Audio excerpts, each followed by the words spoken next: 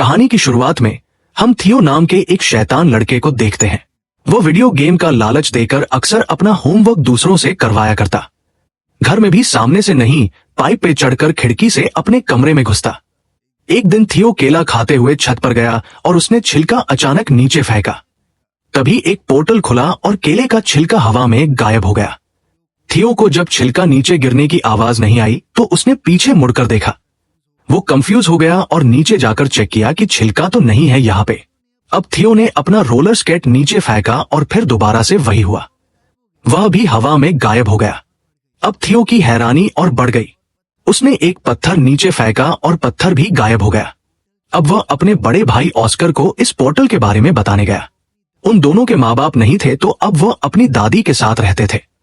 खैर, इस वक्त ऑस्कर उससे बहुत नाराज था क्योंकि थियो ने उनकी माँ की लिखी हुई कुछ किताबों के पन्ने फाड़कर पेपर रॉकेट बना दिए। थियो ने बताने की कोशिश की कि उसे टाइम पोर्टल मिल चुका है, लेकिन ऑस्कर को लगा कि थियो उसका मजाक उड़ा रहा है। दरअसल उनकी माँ अचानक ही कहीं गायब हो गई थी। जहां एक तरफ थियो सोचता था कि वो किसी के साथ भाग गई, वहीं ऑस्कर का मानना है कि वह एक काबिल साइंटिस्ट है जो कि टाइम पोर्टल्स को ढूंढ रही थी और शायद अब किसी और समय में फंस चुकी है। वो उनकी रिसर्च को समझकर अपनी माँ को वापस लाना चाहता था। अब दोनों भाइयों में लड़ाई बढ़ती जा रही थी।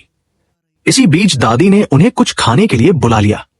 दादी के आगे वह दोनों शांत रहे, लेकिन दादी के जाते ही दोबारा बहस शुरू हो गई। ऑस्कर ने गुस्से में थियो को एक आधी गाली बक दी, जिसके बाद थियो ने गुस्से में ऑस्कर का टर्टल पोर्टल में फेंक दिया। ऑस्कर बेचैन होकर हर जगह अपने प्यारे टर्टल को ढूंढने लगा, जिसके ना मिलने पर ऑस्कर ने हर जगह अपने टर्टल के मिसिंग पोस्टर्स लगाए। ऑस्कर उस टर्टल के बहुत करीब था। वो उससे अलग होकर बस रोता रहता। जल्द ही थियो को अपनी गलती का एहसास हुआ और उसने सब कुछ ठीक करने के लिए पोर्टल में कूदने का सोचा। पोर्टल में कूदते ही थियो भी वहां पहुंच गया जहां सब कुछ पड़ा था जो उसने पोर्टल में फेंका था। टर्टल भी वहीं पर था। थियो टर्टल को लेकर घर चला गया और वापस वहीं रख दिया, जिसके बाद वह चुपचाप सो गया। लेकिन अगली सुबह कुछ बहुत अजीब हुआ। थियो अभी सो ही रहा था, लेकिन ऑस्कर काम के लिए तैयार हो गया। अब ऑस्कर की उम्र काफी बढ़ चुकी थी। थियो दरअसल उस पोर्टल की मदद से 1990 से 2022 में आ गया था। यहाँ ऑस्कर एक फिजिक्स का प्रोफेसर है। जल्द ही ऑस्कर डेविड नाम के एक आदमी की दुकान पर कुछ सामान लेने गया। कुछ देर बाद इस दुकानदार की बेटी एलिना भी वहां आ गई। डेविड और एलिना काफी समय से अच्छे दोस्त हैं। डेविड बचपन से एलिना को पसंद करता था, बस कभी कह नहीं पाया। एलिना का डिवोर्स हो चुका था और अब वो 2 बच्चों की मां थी, लेकिन ऑस्कर के मन में अब भी उसके लिए प्यार था। एलिना ऑस्कर की यूनिवर्सिटी में ही इंग्लिश प्रोफेसर है। घर पर थियो उठा और ऑस्कर को ढूंढने लगा। उसने टर्टल को उठाया और दादी के पास गया। दादी अब काफी बूढ़ी हो चुकी थी और वह थियो को पहचान नहीं पाई। जब ऑस्कर ने थियो को देखा तो वह चौंक कर बेहोश हो गया। जब ऑस्कर को होश आया तो उसने पूछा कि क्या ये सच में तुम ही हो थियो? थियो भी कंफ्यूज हो गया। उसने ऑस्कर से पूछा कि तुम कौन हो और मेरा नाम कैसे जानते हो? ऑस्कर ने बताया कि मैं तेरा बड़ा भाई हूं। और कौन? अब थियो ये देखकर हैरान रह गया कि तू एक दिन में इतना बड़ा कैसे हो गया बे? थोड़ी बातचीत के बाद उन्हें समझ आया कि थियो किसी तरह 2022 में पहुंच चुका है। उनकी बात उस वक्त के बारे में हुई जब ऑस्कर थियो पर गुस्सा था मॉम के नोट्स फाड़ने के लिए। थियो ने ऑस्कर को अपनी मां की वो रेड ड्रेस वाली तस्वीर दिखाई। थियो अब परेशान होकर 1992 में वापस जाना चाहता था क्योंकि उसे डर था कि अगर लेट हो गया तो दादी उस पर चिल्लाएगी। थियो छत पर गया ताकि वह पोर्टल में वापस कूद पाए, लेकिन जैसे ही उसने पत्थर फेंका वो गायब हुआ ही नहीं। ये वाला पोर्टल तो 2022 में बंद हो गया था। थियो परेशान हो गया कि वो पोर्टल बंद कैसे हो सकता है। इस पर ऑस्कर ने उसे समझाया कि टाइम ट्रैवल इतना सीधा नहीं है। जिस रास्ते तुम यहाँ पर आए हो जरूरी नहीं वो पोर्टल वापस भी जाता हो। अब ऑस्कर ने सोचा कि एक नया पोर्टल ढूंढना पड़ेगा ताकि 2022 से 1990 में वापस जाया जा सके। इस बारे में जानकारी इकट्ठा करते हुए ऑस्कर थियो को अपने सीनियर प्रोफेसर के पास ले गया। उसने बताया कि 2022 में साइंस और टेक्नोलॉजी ने काफी तरक्की कर ली है, लेकिन टाइम पोर्टल जैसी कोई चीज नहीं हो सकती। प्रोफेसर की बात सुनकर दोनों भाई वहां से वापस आ गए। थियो मॉडर्न दुनिया को देखकर काफी हैरान था। उसने ऑस्कर का फोन देखकर पूछा कि यह क्या है। ऑस्कर ने समझाया कि एक फोन है, लेकिन पुराने फोन्स की तरह इसमें नंबर घुमाने नहीं पड़ते, ना ही इसमें कोई तार है। ऑस्कर ने थियो को शांत करवाते हुए कहा कि अभी हमें पोर्टल को ढूंढने पर ध्यान देना चाहिए। तुम्हें 1990 में वापस जाना है कि नहीं? तभी थियो ने ऑस्कर को बताया कि मुझे हाथ से लिखी हुई एक लिस्ट मिली थी मां के पेपर्स में, जब मैं वो रिसर्च वाले पन्ने फाड़कर रॉकेट बना रहा था। मैंने तुम्हें परेशान करने के चक्कर में वो डिक्शनरी में छुपा दी थी। हो सकता है उसमें कुछ मिल जाए। उन दोनों ने दादी से उस डिक्शनरी के बारे में पूछा तो दादी ने बताया कि उसने वो डेविड को दे दी थी। अगले दिन वह सुबह उठे तो ऑस्कर ने बताया कि वो डेविड से मिलने जा रहा है और थियो को चुपचाप घर पर रहने को कहा कि कहीं जाइयो मत। लेकिन थियो चुपचाप घर से बाहर निकलकर एक बड़े से मॉल में पहुंचा। मॉल में गैजेट्स को देखकर थियो एकदम हैरान हो गया। खास तौर पर उसने वीआर हेडसेट को इस्तेमाल करते हुए गलती से उसे तोड़ दिया। फिर ऑस्कर को वहां बुलाया गया, जिसे सारे नुकसान की भरपाई करनी पड़ी। ऑस्कर ने थियो को बात ना सुनने के लिए डांटा और फिर वह दोनों डेविड के डिपार्टमेंटल स्टोर में गए वो डिक्शनरी ढूंढने के लिए। डेविड ने बताया कि उसने डिक्शनरी घर पर रखी है। तभी वहां एलिना आई। थियो बहुत हैरान है कि एलिना बड़ी होकर इतनी खूबसूरत कैसे हो गई। तभी एलिना ने पूछा कि यह बच्चा कौन है, इसे मेरा नाम कैसे पता। इस पर ऑस्कर ने झूठ कह दिया कि यह मेरे कजिन का बेटा है। ऑस्कर ने किसी तरह बात बदली और फिर एलिना ने दोनों को अपने घर में बुलाया, जहां उसका बेटा बेटी वीडियो गेम खेलने में बिजी थे। थियो इन वीडियो गेम्स को देखकर बहुत इंप्रेस हो गया और एलिना के बेटे जन के साथ खेलने लगा। ऑस्कर को वो लिस्ट डिक्शनरी में मिल गई तो उसने थियो से कहा कि अब घर चलने का वक्त हो गया है। लेकिन थियो को वीडियो गेम खेलने में इतना मजा आ रहा था तो एलिना ने कहा कि थोड़ी देर खेलने दो इसे, मैं इसे खुद तुम्हारे घर छोड़ने आ जाऊंगी। लेकिन खेलते हुए एलिना के बच्चों ने थियो का मजाक उड़ाना शुरू कर दिया, क्योंकि उसे आज के वीडियो गेम्स का कोई आइडिया ही नहीं था। ये लोग तो टाइम भी एलेक्सा से पूछते हैं। वापस जाकर थियो और ऑस्कर काम पर लग गए। छत पर जाकर ऑस्कर ने बताया कि लिस्ट में अलग अलग पोर्टल्स की जगह बता रखी है। इन दोनों ने बताई हुई जगहों पर चीजें फेंक कर टाइम पोर्टल्स को ढूंढने की कोशिश की, लेकिन कुछ नहीं मिला। ऑस्कर को लगा उसने कैलकुलेशंस में कुछ गलती की है और वो दोबारा से कैलकुलेशंस करने लग गया। इस दौरान थियो उससे पूछने लगा कि तुम हमेशा अकेले क्यों रहते हो और कोई दोस्त वगैरह नहीं है तुम्हारा, और खासकर एलिना को अपनी फीलिंग्स क्यों नहीं बताई आज तक। ऑस्कर ने कैलकुलेशंस करते हुए जवाब दिया कि भले ही एलिना का डिवोर्स हो गया है, लेकिन मुझे नहीं लगता हमारे बीच में बात बन सकती है। बिना ऑस्कर को बताए थियो ने ऑस्कर के फोन से मैसेज करके डेविड, एलिना और एलिना के बच्चों को घर पर डिनर के लिए बुला लिया। जब ये लोग दरवाजे पर आए तो ऑस्कर सबको देखकर चौंक गया। थियो ने बताया कि मैंने सबको फोन करके बताया और ऑस्कर उसकी शैतानी समझ गया। उनकी इस मुलाकात में ऑस्कर और एलिना एक दूसरे के करीब आ गए और अगले दिन एलिना थियो को शॉपिंग भी करवाने ले गई, उसे नए कपड़े दिलवाने। ट्रायल रूम में थियो हमेशा की तरह फुटबॉल की मजाकिया कमेंट्री कर रहा था। उसकी ये हरकत एलिना को याद आ गई और वह पहचान गई कि ये ऑस्कर का छोटा भाई थियो है। उसने थियो को गले लगाया और पूछा कि इतने साल गायब होने के बाद भी तुम्हारी उम्र क्यों नहीं बढ़ी। थियो ने बताया कि मैं एक टाइम पोर्टल में कूद गया था, जिसकी मदद से वह सीधा 1990 से यहां पहुंच गया 2022 में। एलिना को विश्वास तो नहीं हो रहा था, लेकिन उसके सामने जीता जागता सबूत था। एलिना ने कंफर्म करने के लिए ऑस्कर से पूछा। ऑस्कर ने पत्थर को छत से नीचे फेंका और इस बार पत्थर उछलकर ऊपर आ गया, जिससे पता चला कि टाइम पोर्टल वहां है। ऑस्कर ने समझाया कि टाइम पोर्टल 3 तरह के होते हैं। पहली तरह के पोर्टल से सीधा ट्रैवल किया जा सकता है, एक समय से दूसरे समय में। दूसरी जगह का पोर्टल पता नहीं आपको कहां ले जाकर पटक दे, और तीसरी तरह का पोर्टल बहुत खतरनाक होता है क्योंकि वहां से बाहर नहीं निकला जा सकता। थियो पहली तरह के पोर्टल का इस्तेमाल करके 2022 में पहुंचा है और अब उन्हें सही पोर्टल ढूंढना होगा जिससे थियो को वापस 1990 में भेजा जा सके। अब इन लोगों ने रोजाना रिसर्च करना शुरू कर दिया और एलिना का रोज वहां आना ऑस्कर को अच्छा लगने लगा। वो अकेले में खुशी से नाचने लगा। अब दोनों ने मिलकर सही पोर्टल ढूंढना शुरू किया। एलिना थियो को वापस 1990 में भेजकर कुछ ज्यादा खुश नहीं थी, क्योंकि बीते हुए कल को बदलने से शायद उनका फ्यूचर भी बदल जाए। हो सकता है उसके बच्चे कभी पैदा ही ना हो। वो अपने बच्चों से बहुत प्यार करती थी, लेकिन ऑस्कर ने उसे वादा किया कि थियो के वापस जाने से तुम्हारी जिंदगी पर कोई असर नहीं होगा। वो पूरी कोशिश करेगा कि एलिना की जिंदगी के साथ कोई छेड़छाड़ ना हो। अब वो लोग सोच में पड़ गए कि किस तरह ऐसा कुछ किया जाए कि दोनों टाइमलाइन जैसी है वैसी ही रहे। अब थियो ने दिमाग लगाया और अपनी मां के लिखे हुए कोऑर्डिनेट्स को क्रैक करने के लिए उसने एलिना के बच्चों की मदद ली, क्योंकि अगर वो उनकी मदद से बीते हुए कल में जाएगा तो ये पक्का हो जाएगा कि वो फ्यूचर में पैदा होंगे, क्योंकि अगर वो ना होते तो वो कभी पास्ट में पहुंच ही ना पाता। अब तीनों ने मैप का इस्तेमाल करके एक बीच का रास्ता ढूंढा जो थियो के हिसाब से एक टाइम पोर्टल है।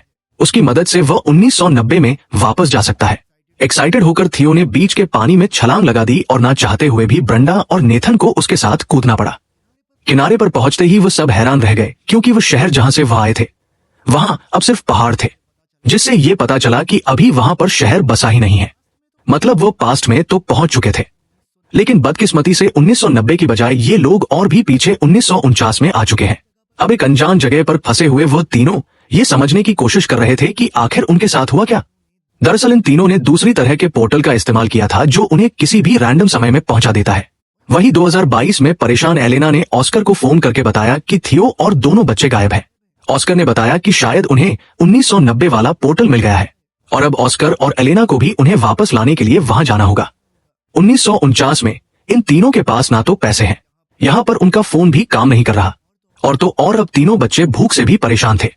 तभी ब्रांडा और नेथन ने दिमाग लगाया कि हम अपने गैजेट्स का इस्तेमाल करके एक mind reading magic show perform कर सकते हैं।